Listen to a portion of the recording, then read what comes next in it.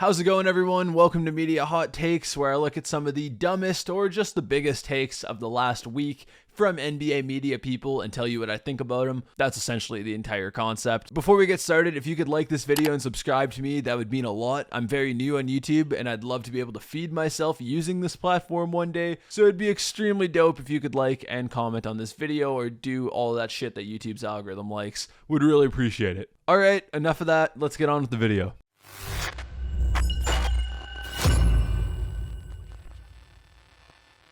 Starting off with the take from the Carton Show, whatever that is. I don't know if anyone watches it. But to start off, top 5 players you wouldn't want taking the last shot. And 5 through 1, they've got Julius Randle, Marcus Smart, Draymond Green, Jordan Poole, and LeBron James. Just to start from the top here, Julius Randle. Not entirely sure what he did to deserve that. Just kind of seems like a stray to me. If I'm a head coach, I'm not entirely uncomfortable with Julius Randle taking a big shot for me. I mean, he's one of the most talented offensive players on the Knicks, so I don't really understand why it's such a huge sin for him to take the shot. I mean, it is Julius Randle, so there's a pretty good chance it's going to be like a 20-foot pull-up mid-range, but, you know, yeah, maybe not ideal, but still, 5 seems a little harsh. Marcus Smart, yeah, I think that's fair. Given what he just did against the Sixers in game 1 there, where he clearly just voided the entire play and just took it himself and tried to give it to Tatum at the last minute.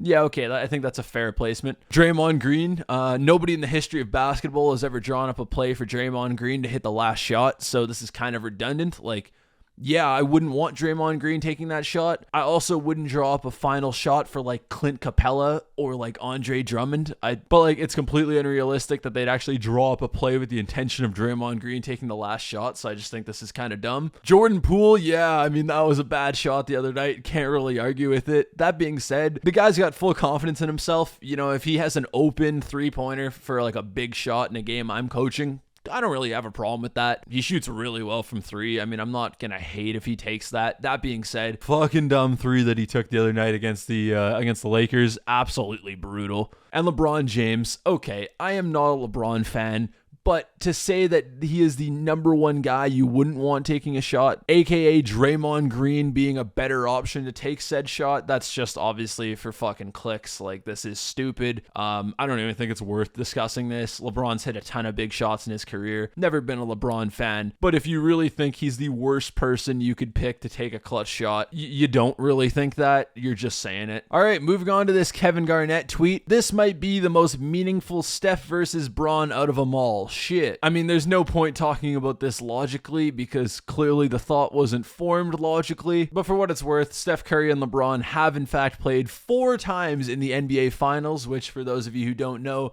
is the pinnacle of the National Basketball Association. It is the most important series you possibly can. And so I would argue that one of the 4 times that they played each other back to back to back to back would have been probably a little bit more important than this second round series here in the Western Conference when both guys are old. And I get why it's kind of cool from like a legacy standpoint because they're both a lot older and like it's probably the last run of things. So like I get why it's really cool, but definitely not the biggest. That's just dumb.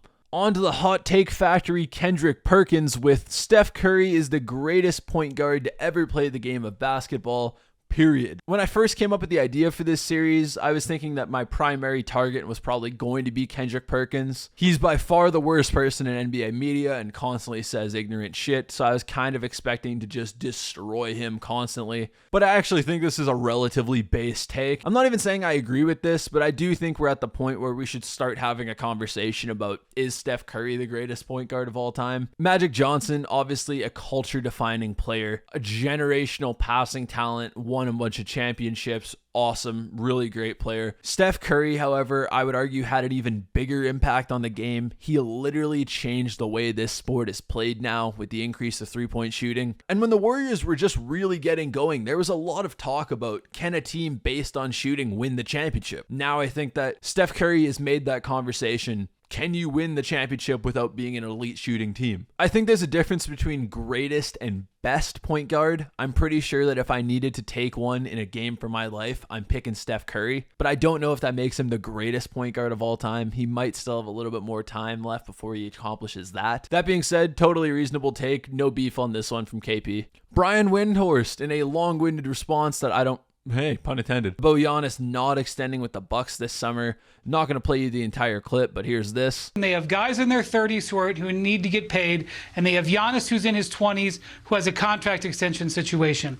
I think it is unlikely that Giannis extends his contract this summer. But essentially he goes on to say that for a variety of reasons, Giannis is almost certainly not going to be re-signing with the Milwaukee Bucks this year. He is extension eligible, although he does have 3 years left on his contract, 2 with a player option. No, I don't think Giannis is going to re-sign with the Bucks this year. I think he's going to need to see a little bit more proof that this team is actually going somewhere and they're trying to get better before he does that. Sounds ridiculous to say given that they're in the number 1 seed, but I actually think there are a lot more issues that the Bucks have to deal with this summer than just what people are saying there is. Regardless, if I had to bet on it, I do think Giannis is going to eventually re-sign with the Bucks. I just don't think it's going to be this summer. Steven Jackson says that the Grizzlies' treatment of Dillon Brooks is stupid, and even said, I guess when you compete against LeBron, everyone gets mad. Basically just says that Dillon Brooks competes like a lot of other guys have in the past, and for whatever reason, he's being unfairly treated. I actually kind of agree with this one. I mean, I hate Dillon Brooks as much as everybody else. I think he's a little shit. I like him a little bit more because he's Canadian, but still, Dillon Brooks is a prick. But I really didn't like the way the Grizzlies handled that situation. The story that came out a few days ago about Dillon Brooks not returning to the Grizzlies was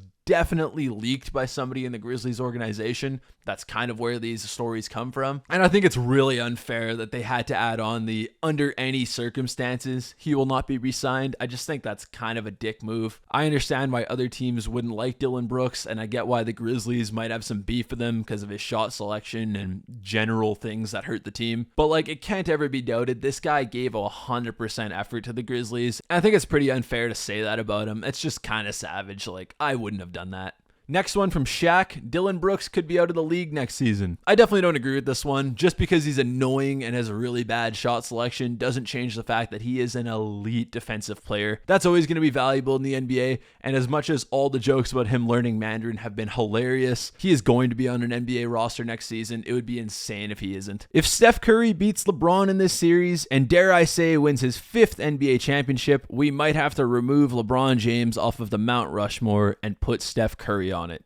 From our good friend Stephen A. Smith. A take like this is kind of just everything that's wrong with NBA media. It's obviously a stupid take though. This all implies that LeBron James is just clinging on to being the 4th greatest player in NBA history, which he is not. I am a person who believes that Michael Jordan is definitively the greatest player of all time. That being said, to say LeBron James is not at least the 2nd greatest player of all time, I think is idiotic. If the Warriors win the championship this year and you have Steph Curry in your top 4 players of all time, I don't think that's stupid. I do think Steph Curry is very much on the cusp of being a top 10 player of all time. Don't think I'd put him top 4 even after this. But to say he's going to replace LeBron on the Mount Rushmore, obviously just a dumb take that Stephen A. knows is dumb, but this is what he does. That'll do it for the first episode of Media Hot Takes. I'm going to be doing these every single week, talking about all the dumb shit that gets said by NBA media. Until next time, I'm Vic Selbs, and I'll see ya.